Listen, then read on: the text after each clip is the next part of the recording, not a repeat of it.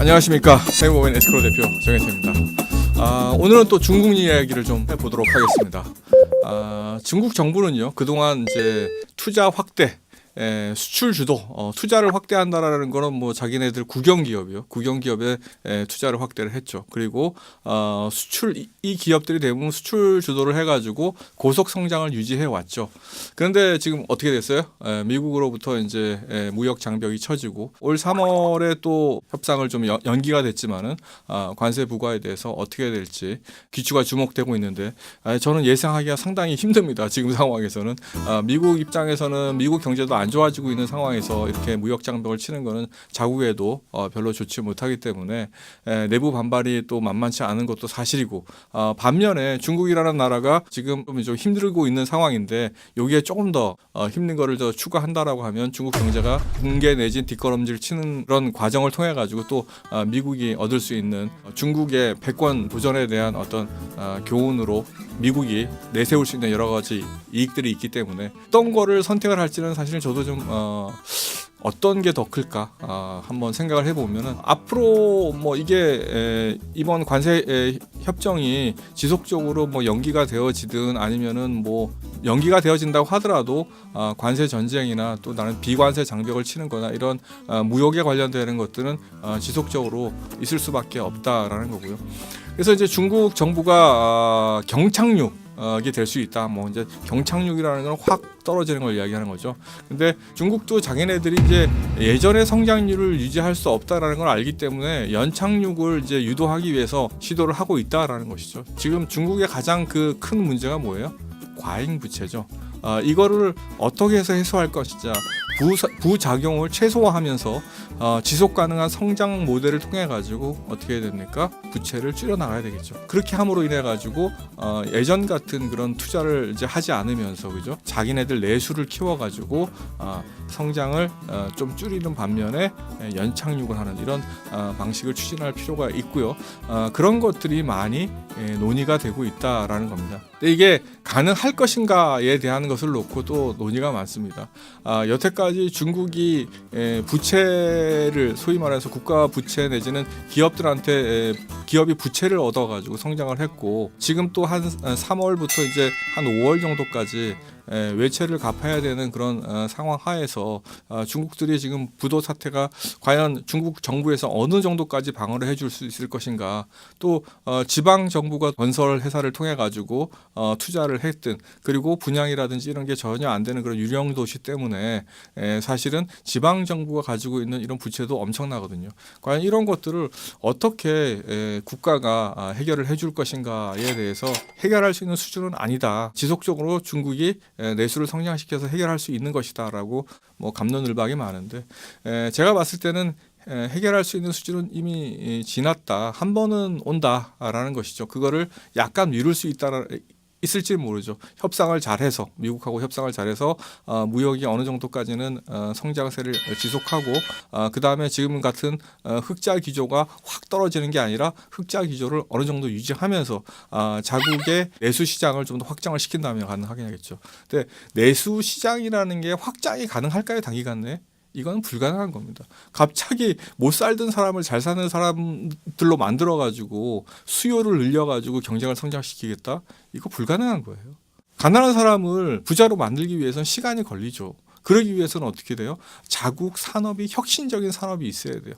이것이 뭐예요? 경쟁력을 가지고 있어 가지고 해외에서도 다 승리를 하고. 근데 지금 몇 가지 예를 들어 볼게요.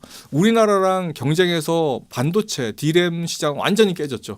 뭐 후젠 지나가 뭐 하여튼 뭐 제가 잘 기억, 하이젠 지나가 뭐 하여튼 뭐 그런 회사들에게 투자를 해가지고 무슨 엄청난 돈을 뭐 한 200억 불 이상을 뭐 투자를 하고 뭐 그렇게 했는데 뭐 망해버리고 뭐 이제 이런 상황이 된 거죠. 자국 산업을 육성하기 위해서 특히 전기차에 들어가는 셀 업체들, 그러니까 전기차 그 배터리 업체들에게 보조금을 주죠.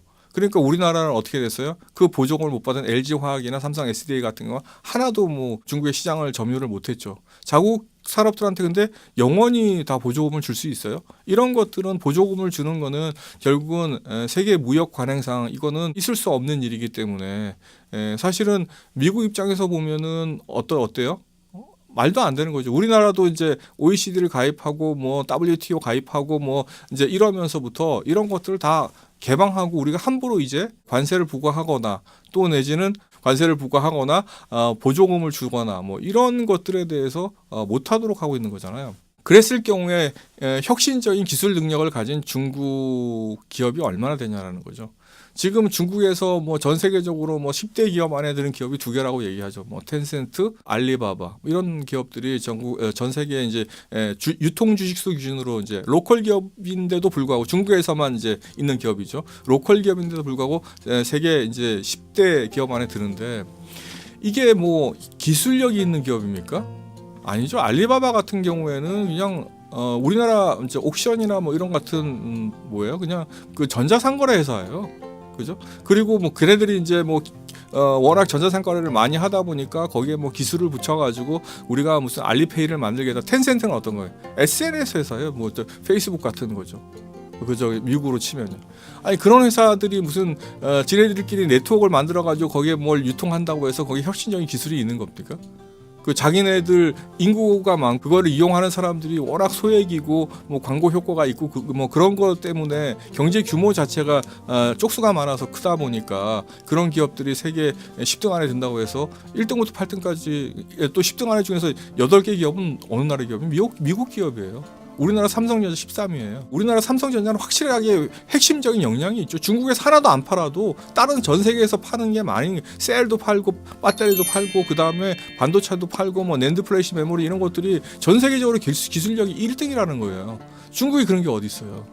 다 짝퉁이고 다 베끼고 그런 식으로 해가지고 만들어가지고 지금 자기네들 뭐 소위 뭐 내수 진작을 해가지고 뭐 이걸 하겠다 또 수출 뭐를 하겠다 지금 빚내가지고 뭐 이렇게 한다고 그게 됩니까? 정말로 어떻게 보면 그러면서도 뭐 1대1 논의 해가지고 어때요? 정말 좀 화가 나는 게 우리나라도 마찬가지고 무슨 사드 보복이나 해가지고 우리나라 자위권 행사하는 부분에 대해서도 막 경제하고 연관시켜가지고 지네들 보복하고 그러잖아요. 어떻게 보면 지네들이 힘을 이용해가지고 이런 경제적인 부분에 있어서까지도 반칙을 하고 있는 나라잖아요. 이런 나라가 잘 되면은 그게 좋은지 모르겠는데 중국 국민 개개인은 저는 뭐 그 사람들에 대한 감정은 없지만은 이런 정책을 쓰고 있는 시진핑부터 시작해서 그 밑에 있는 친구들은 정말 반성해야 됩니다. 이런 식으로 사실 무역이라는 것도 그렇고 사람 간의 어떤 상업적인 관계도 다 마찬가지예요. 뭐냐면 신뢰가 중요한 거예요.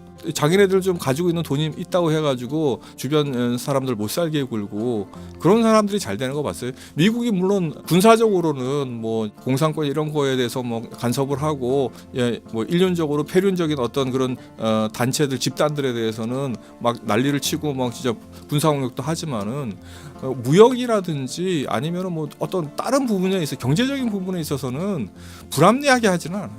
중국처럼. 그죠? 자국 업체들한테 경쟁력도 없는 업체들한테 보조금 줘가면서 그죠? 이런 식으로 다른 기업들 다 배제하고 결국 보조금 못 주면 지네 나라 산업 망하는 거거든요. 이런 부분들을 정말 우리가 좀 이해할 필요가 있고 중국이 뭐 대단한 나라다라고 생각하는데 그렇죠. 대단한 후진국이죠. 사실은 쪽수가 많아서 그렇지 개개인을 보면 진짜 뭐 걔네들이 뭐 지금 8,000불 된다라고 하는데 걔네들 통계 보면 믿을 수가 없는 나라인 거죠. 절대 다수가 가난하고 아주 기업들 중에서도 국유 기업이나 뭐 이런 기업들만 있고 그 다음에 국유 기업들이 가지고 있는 부채가 국가 가지고 있는 부채 국가 전체 부채 규모의 반 이상을 넘어가고 그림자 금융이라는 게 어디서 대출했는지도 모르는 그런 그림자 금융이 국가 GDP만큼 되고요. 이런 나라입니다. 네, 오늘 여기까지 하겠습니다. 고맙습니다.